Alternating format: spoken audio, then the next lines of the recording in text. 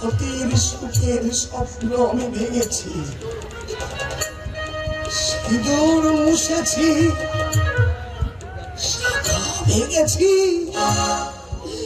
ভালোবাসার পাখিটার গলা টিপে মেরেছে। তারপরেও কি সাথী আমাকে ক্ষমা করবে? করবে না, করবে না, করতে পারে না। যতই আমি মদকে বেহুশ হয়ে পড়ে থাকতে চাই, বারবার আমার মনে নয় নয় সাথীর মুখখানা ভেসে ওঠে। কান্না ভেজা কণ্ঠে সে যেন আমাকে বলে, যে রক্তে যে স্মৃতি তুমি আমার রাঙিয়েছিলে, সেই স্মৃতি শূন্য করে দিলে কি নিয়ে আমি বাঁচব? কেমন ভাবে আমি বাঁচব বলো, তুমি বলো। আমার সেই কণ্ঠস্বর, আমার সেই স্মৃতি, আমার সে ইয়তির চিহ্ন শুভ্র শাখা, এই শাখা ভেঙে দিয়ে আমাকে ভিখারিনী সাজিও না, আমাকে তুমি বাঁচাও, আমি তোমার দুটি পায়ে পড়ি। না সতী, না না, পায়ের নিচে না, চোখের জলের আকুতি না। যদি পারো, যে তোমার ভালোবাসাকে খুন করেছে, সেই খুনিকে তুমি চরম শাস্তি দাও। তোমার দেওয়া শাস্তি আমি মাথা পেতে দেবো সাথী। না, আমাকে শাস্তি দাও সাথী। আমাকে শাস্তি দাও।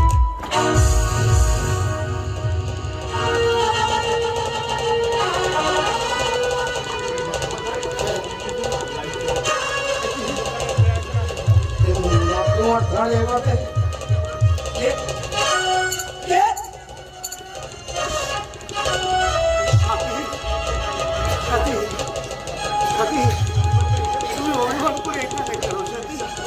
তুমি বিশ্বাস করো, তুমি বিশ্বাস করো, মুখে আমি তোমাকে অস্বীকার করলেও অন্তর থেকে আমি তোমাকে আলাদা করতে পারিনি। সাথী, কথা বলো সাথী,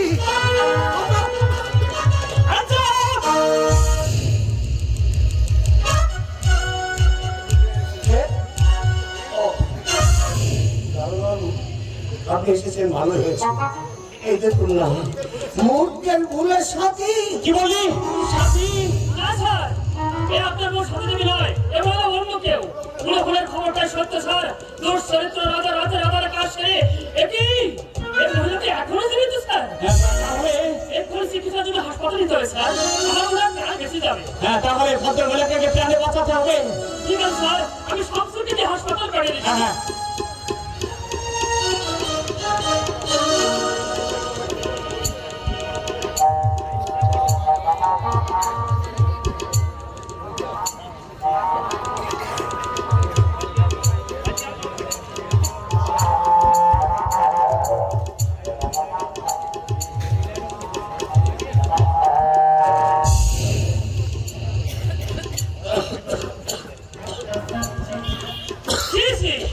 তুমি যে এত নিস আমার কল্পনাই করতে পারিনি। দুঃসাহস আপনার সঙ্গে কথা বলার কোনো প্রয়োজন নেই গৌতম। আমি যা বলার আমি থানাতেই বলবো। আপনি, আমি বিশ্বাস করুন দাঁড়াবো, আমি ওই ভদ্র মহিলাকে আজ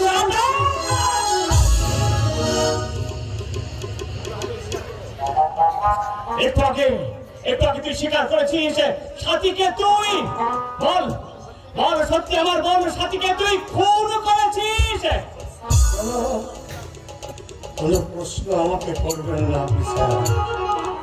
আমি আমি বোবা। বোবার মুখে ফোন ফোড়াতে আমি জানি আজকেল। আমাকে আপনি থানায় নিয়ে চলুন বাবু। আপনি আমাকে যে শাস্তি দেবেন আমি মাথা পেতে নেব। দয়া করে কোনো প্রশ্ন আপনি আমাকে করবেন না। রাজা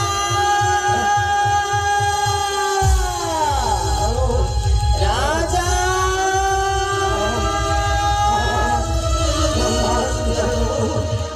আমাকে আপনি একটু এখান থেকে নিয়ে চলুন। আমার মায়ের চোখে জল আমি যে কিছুতেই সহ্য করতে পারবো না বাবু। আমাকে আপনি নিয়ে চলুন বাবু।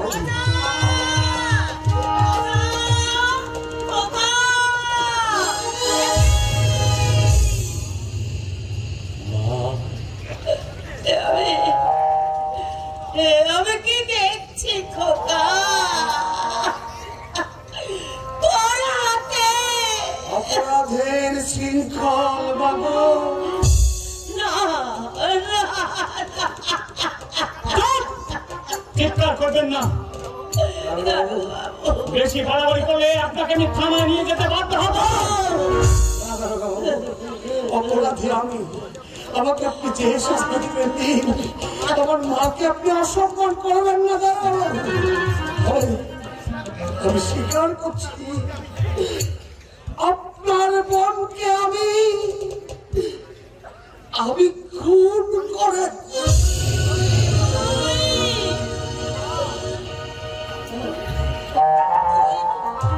তুই কি বললি খোকা? পূর্ণিমা। তুমি এই সংসারের বুকে তোমার এই মস্তান ছেলে আরেকটা নতুন নাম হলো খুনি রাজা। কিছুতেই হতে পারে না। বাবা, এই জগতের সবাই বিশ্বাস করলে আমি বিশ্বাস করবো না রে। এ তো বাবা চোখের জল ফেলো না। দুশ্চরিত্র লম্পট এই রাজার জন্য চোখের জল অপচয় করো না মাগো। যদি পারো তোমার ওই ঠাকুরের কাছে কায় মনোবাক্যে প্রার্থনা করো। মস্তান গুন্ডা খুবই লম্পট এই রাজার যেন একমাত্র সাজা হয় ফাঁসির দড়ি। ফাঁসির দড়িতে ঝুলিয়ে তোকে আমি এত সহজে মরতে দেবো না রাস্কেল। তোকে আমি এমন সাজা দেব যা দেখে কেউ কোনোদিন অন্যায় কাজ করতে সাহস না পায়।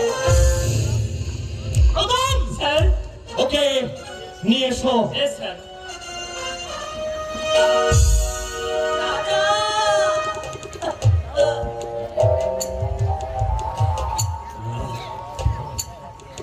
ওমা, চোখের জল ফেলো না মাগো। এই খুনি গুন্ডা লম্পট চরিত্রহীন ছেলের জন্য চোখের জল ফেলো না। তোমার চোখে জল পড়লে আমার চলার পথ যে পিছল হয়ে যাবে মাগো। আমার যাওয়ার বেলায় চোখের জল ফেলে আমার চলার পথকে তুমি পিছল করে দিও না। পিছল করে দিও না। পিছল করে দিও।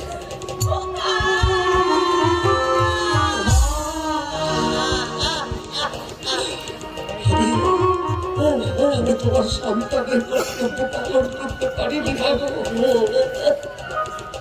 আমি তোমার সন্তানের কর্তব্য পালন করতে পারিনি। ছেলে হয়ে তোমার মুখে একটু হাসি এনে দিতে যদি পারো তোমার অন্তর নিংড়ে তোমার ওই হতভাগ্য ছেলেকে তুমি শুধু অভিশাপ দিও না। অভিশাপ দিও না। অভিশাপ।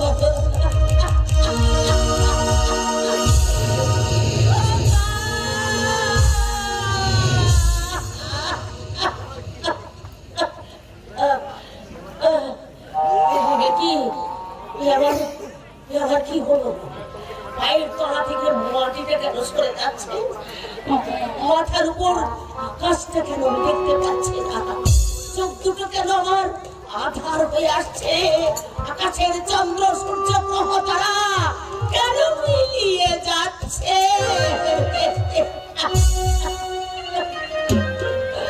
আমি শ্বাস নিতে পারছি না।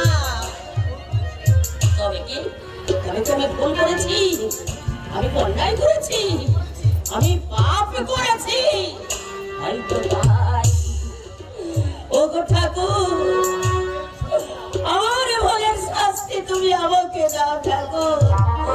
ওগো রাজার তুমি মঙ্গল করো না আমায়। ও রাজাকে তুমি মুক্তি